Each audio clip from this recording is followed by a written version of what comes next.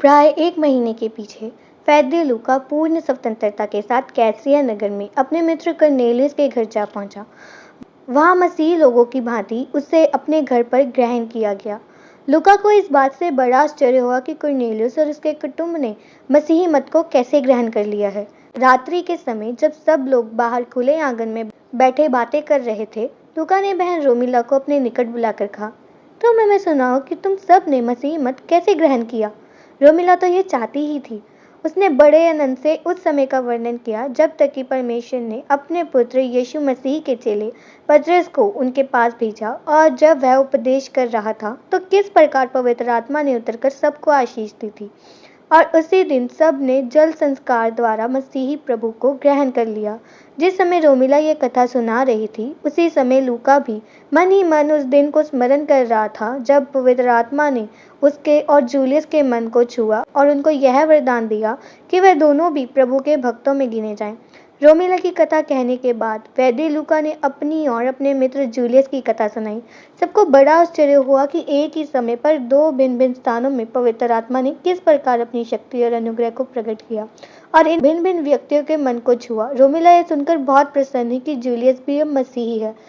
वह तो उसे पत्र लिख ही चुकी थी, परंतु अब यह सुनकर कि वह भी मसीह है, उसे निश्चय हो गया था कि हम दोनों प्रभु में एक हो सकते हैं। अभी बात समाप्त नहीं हुई थी और सब लोगों के मन आनंद से भरे थे। इसीलिए वैद्य लूका ने इस अवसर को खोना उचित न जाना। अतः उसने रोमिला की माता तथा पिता को यह बताना उचित जाना कि जूलियस और रोमिला के मध्य में प्रेम संबंध स्थापित हो गया है। रोमिला के माता पिता तो चाहते ही थे कि यह संबंध स्थापित हो जाए।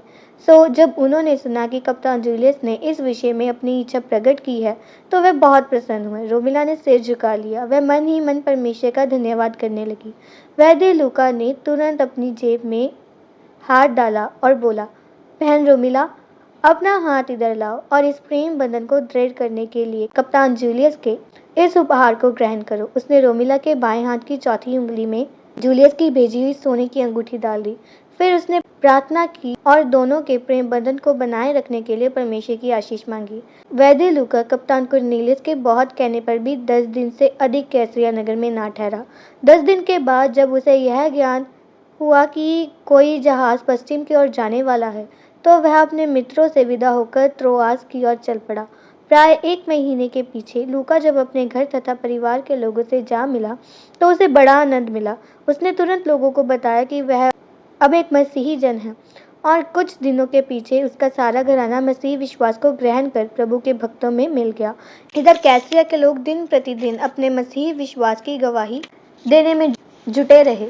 पिलातुस की स्त्री प्रोक्यूला और रोमिला के बीच मित्रता हो गई। इसी बीच एक दिन कप्तान जूलियस की चर्चा चल पड़ी। रोमिला ने कुछ लज्जा से जब कप्तान जूलियस का नाम लिया तो प्रोक्यूला को कुछ दाल में काला दिखाई दिया। उसने बड़ी उत्सुकता से प्रश्न किया कि क्या तुम कप्तान जूलियस से परिचित हो। अंत में रोमिला को बताना ही पड़ा कि कप्तान जूलियस अब एक मसीही जन है और हम दोनों में प्रेम संबंध भी स्थापित हो गया है। प्रोक्यूला को यह जानकर बड़ी प्रसन्नता हुई, परंतु पीछे कुछ झिंक कर बोली, हम रोमियो को यह नया विश्वास ग्रहण करना उचित नहीं। रोमी तो कैसर महाराजा की मूर्ति को दंडवत करते और पुष्पहार चढ़ाते हैं। क्या अब तुम लोग राजा की आज्ञा का विरोध करोगे? रोमिला ने कहा। मसीही लोग राजद्रोही नहीं है। हम सब बातों में कैसर की आज्ञा पालन करेंगे, केवल इस बात में कि हम कैसर को परमेश्वर मानकर दंडवत नहीं करेंगे। इसके लिए सरकार जो भी दंड देना उचित समझे हम सहन करेंगे। हाँ, यदि हमें प्राण भी देना हो तो प्राण देने तक विश्वास योग्य बने रहेंगे। प्रोक्यूला ने रोमिला को अपने गले से लगा लिया और बोली, प्यारी रोमिला, तुम मेरी मसीही बहन हो। मैं भी यीशु नाज़री पर विश्वास करती हूँ। मैंने उसे देखा है। कप्तान जूलियस ने मुझे इसके विषय में सब बातें बता दी हैं, परंतु अब तक मैंने अपने पति के भय से अपने विश्वास को गुप्त रखा है। मेरी प्रार्थना है कि किसी दिन मुझे अवसर मिले कि मैं तुम्हारी भांति अपने विश्वास को पिलातुस के सामने प्रकट कर सकूं। रोमिला को प्रोक्यूला की बातें सुनकर कुछ आश्चर्य तो अवश्य हुआ, परंतु उसके मन में किसी प्रकार का संदेह न हुआ। उसने अपने मन में कहा, संभव है कि प्रोक्यूला ऊपरी तौर से जूलियस से सहानुभूति रखती है, पर उसे क्या मालूम था कि भीतर ही भीतर प्रोक्यूला भी जूलियस से प्रेम करती थी। यह जानते हुए भी कि वह पिलातुस की पत्नी है, वह केवल भय के कारण पिलातुस से अपना प्रेम प्रकट करती थी। यदि थोड़ा बहुत जो प्रेम था भी, तो वह उस दिन सदा के लिए विदा हो गया जिस दिन उसके पति ने उसकी बात पर ध्यान न देकर उस निर्दोष यीशु नाज़री को क्रूस पर चढ़ाने की आज्ञा दी थी। जूलियस को वह अपना विश्वास योग्य मित्र जानती थी और अपने मन ही मन सब बात उस पर प्रकट करती थी। उसी ने अपने पति से कह सुनकर वह वंजनी वस्त्र जूलियस को दिलवाया था कि जिस बात पर आज जूलियस अपना प्राण निछावर करने को तैयार था। रोमिला ने सारी बातें सच सच बता दी और यह भी बता दिया कि इस सोने की अंगूठी के द्वारा जूलियस ने इस प्रेम बंधन पर अपनी छाप लगा दी है। अंगूठी देखकर बेचारी प्रोकिला के हृदय पर कठोर आघात हुआ, पर उसने कुछ नहीं कहा। कुछ देर इसी प्रकार वार्तालाप होता रहा।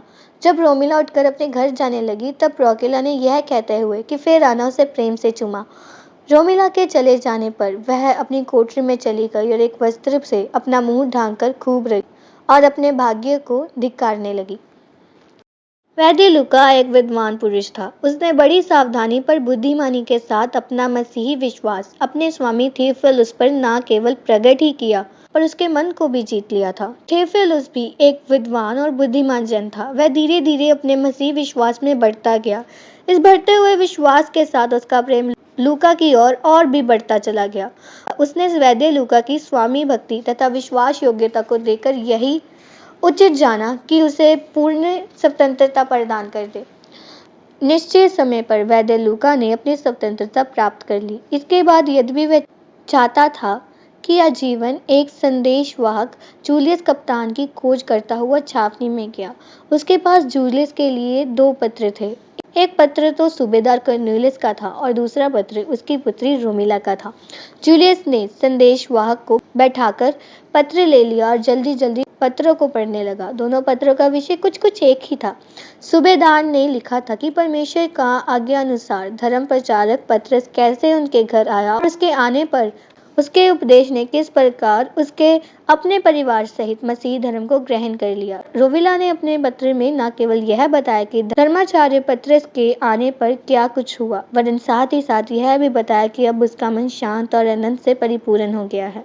पत्र के अंत में रोमिला ने अपनी इच्छा प्रकट करते हुए कहा, प्रिय जूलियस, मेरी हार्दिक इच्छा है कि तुम भी जल्दी हमारे जैसा आनंद और शांति प्राप्त कर सको। यह आनंद हमें उसी प्रभु और गुरु यीशु नाज़री के द्वारा प्राप्त हुआ है जिसने हमारे पापों के निमित्त क्रूस पर प्राण दिया, जिसको तुमने अपनी आंखों से क्रूस पर प्राण देते हुए और इसके प्रेम और दया से तुम प्रभावित होकर उसका शिष्य बनने की इच्छा करते हो। रोमिला का यह पहला पत्र था और जूलियस के लिए इस पत्र में की गई प्रभु को स्वीकार करने की प्रार्थना में जादू का सा प्रभाव था। जूलियस ने कई बार इस पत्र को पढ़ा और अपने मन में कहने लगा, क्या सचमुच रोमिला की ये इच्छा है कि मैं प्रभु यीशु का शिष्य बनूं? ये कैसे आश्चर्य की बात है। जिस समय परमेश्वर की आत्मा ने मेरे मन में नया विश्वास उत्पन्न किया, उसी समय रोमिला के मन में भी अपना प्रभाव डाला। अब हम दोनों एक ही प्रभु के दास और दासी हो गए हैं। अवश्य ही वह यह सुनकर प्रसन्न होगी कि मैंने प्रभु को ग्रहण कर लिया है। फिर वह अपने मन में कहने लगा कि अपने मित्र लूका की प्रतीक्षा करने की आवश्यकता नहीं है। रोमिला की ओर से आया हुआ संदेशवाहक बाहर खड़ा है। मैं उसी के हाथ से रोमिला को पत्र लिखकर भेज सकता हूँ। वह यह विचार करता हुआ बाहर निकला और संदेशवाहक को बैठाकर बोला, तुम थोड़ी देर विश्राम करो, मैं पत्र का उत्तर तुम्हारे ही हाथ भेजना चाहता हूँ। संदेशवाहक विश्राम करने चला गया और जूलियस ने अपना पहला पत्र रोमिला के नाम लिखना आरंभ किया। उसने इससे पूर्व रोमिला को कोई पत्र नहीं लिखा था, इसीलिए पत्र आरंभ करने में कुछ कठिनाई हो रही थी, परंतु इसीलिए कि वह पत्र द्वारा ही अपने विचार और मन की भावना को प्रकट करना चाहता था, उसने लिखना आरंभ कर दिया। उसने सारी घटना का वर्णन किया जो इस बीच घटी थी और अंत में बताया कि वैद्य लूका के साथ उसने प्रभु यीशु को अपना प्रभु और मुक्तिदाता ग्रहण कर लिया है और क्रूस का चिन्ह अब उसके समस्त कार्यों में उसकी अगुवाई कर रहा है। जूलियस के पत्र में अपने आनंद को प्रकट करने में कोई कसर न छोड़ी और उसने उस पर यह भी प्रकट करने का यत्न किया कि अब उसका प्रेम रोमिला के प्रति प्रभु यीशु में होने के कारण और अधिक बढ़ता जा रहा है। जूलियस ने यह भी बताया कि उसका मित्र वैद्य लूका भी अब उसी विश्वास में स्थिर होता जा रहा है और जो उसमें और रोमिला में गतिशील है। पत्र पहुंचने पर कैसरिया नगर में कर्नेलियस के घराने में बड़ा आनंद होने लगा। उसको न केवल इस बात से प्रसन्नता हुई कि जूलियस अब एक मसीह युवक है, पर इस बात से भी कि वह रोमिला से प्रेम करता है। अब वह दिन प्रतिदिन प्रतीक्षा करने लगे कि जूलियस सीज़र कॉर्नेलियस के घराने के संग मसीही होने के नाते ही नहीं, पर उसके घराने का भी एक सदस्य बन जाए। जूलियस ने भी अपने पत्र में यह इच्छा प्रकट की थी।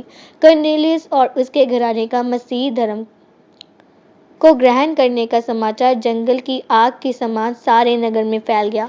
यहाँ तक कि पिलातुस और उसकी पत्नी को भी इस बात का ज्ञान हो गया। कॉर्नेलियस जानता था कि उसे शीघ्र ही, परंतु कुछ धैर्य रखकर अपने स्वामी के सम्मुख अपने विश्वास को प्रकट करना चाहिए। वह इस बात की बात जो रहा था कि पिलातुस की ओर से एक आज्ञा पत्र आ गया कि आज के दिन किसी समय वह उसके महल में आकर उससे मिले। कॉर्नेलियस ने संदेशवाहक के हाथ अपना उत्तर भेज दिया और मिलने का समय बता दिया। ठीक समय पर कॉर्नेलियस दरबार में जा पहुंचा और पिलातुस के भवन में गया।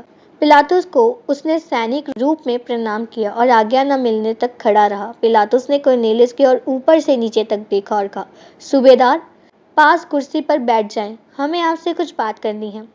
श्रीमती पिलातुस को पहले से ही मालूम था कि आज सूबेदार को भवन में बुलाया गया है, सो उसने भी ऐसे समय पर उपस्थित रहने की इच्छा प्रकट की थी। एक सेवक ने उसको बतला दिया कि कॉर्नेलियस पधारे हैं और भवन में श्रीमान से वार्तालाप कर रहे हैं। श्रीमती पिलातुस ने वहां पहुंचने में विलंब नहीं की।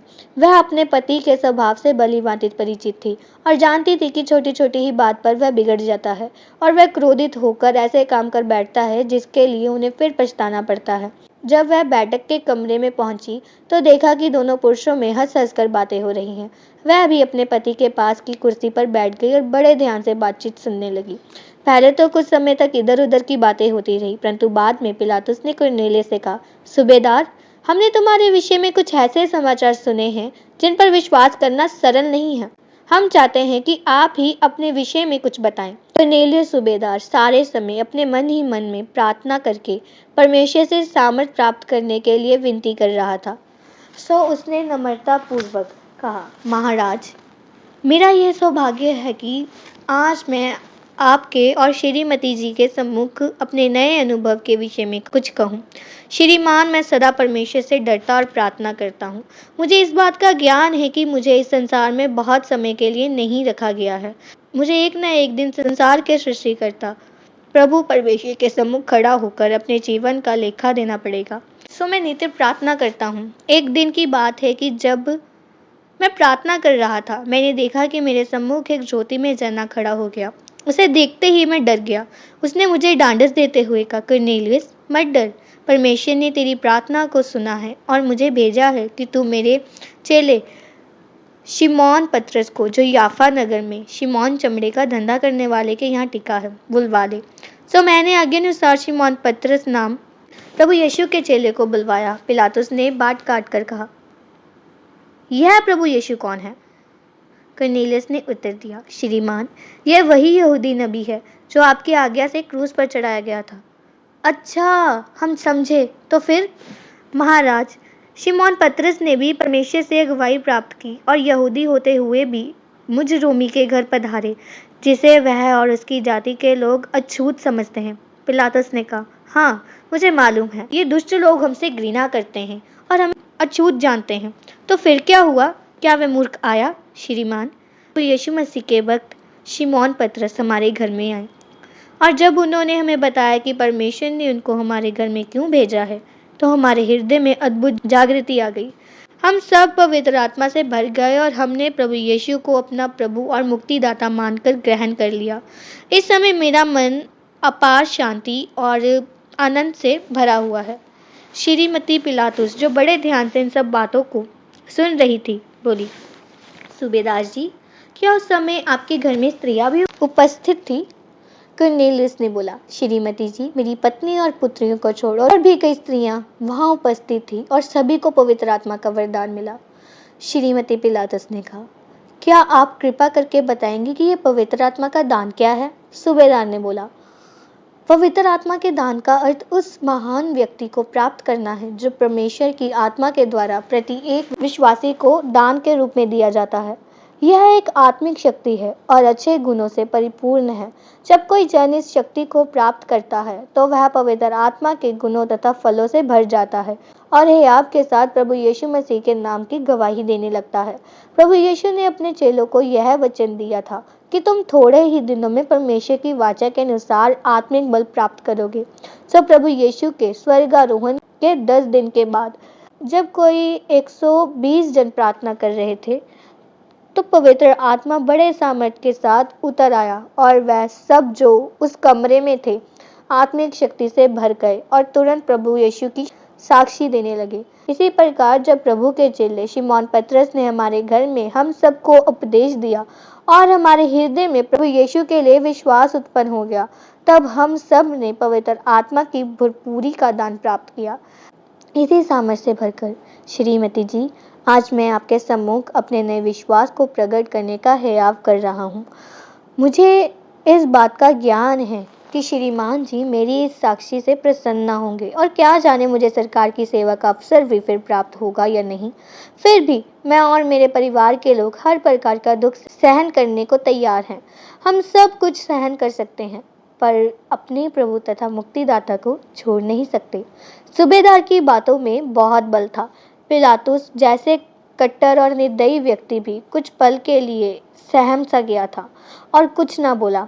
उसकी पत्नी ने इस समय कुछ कहना उचित ना जाना, परंतु वह अपने मन ही मन इस बात से प्रसन्न थी कि सूबेदार कर्नेलियस ने अपने घराने समेत प्रभु यीशु की सेवा करने की इच्छा प्रकट की है।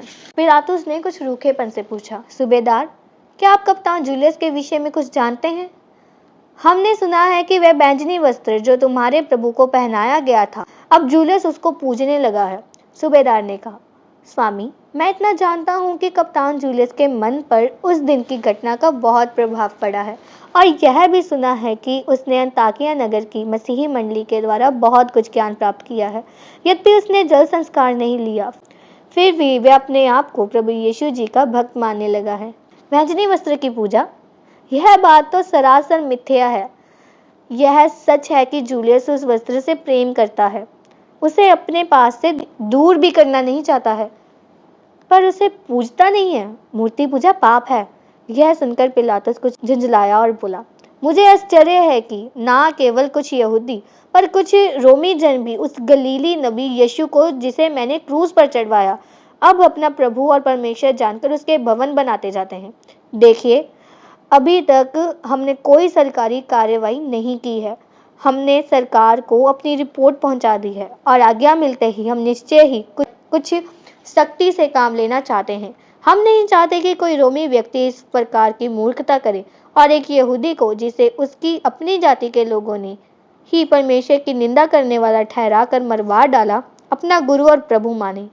कैसर स्वयं हमारा परमेश्वर है, उसी की पूजा करना हमारा धर्म है। यदि आप जैसे रोमियों ने कैसर की पूजा से मुंह मोड़ा तो सरकार कठोर दंड देकर अपनी आज्ञा पालन करवाएगी। आप कप्तान जूलियस को पत्र लिखकर यह सब बातें उस पर प्रकट कर दें। हम जूलियस को बहुत चाहते हैं, परंतु हम नहीं चाहते कि वह सरकारी कानून को तोड़कर दंड पाए। आप इस समय जा सकते हैं। इस बात में हम इन बातों पर विचार करेंगे।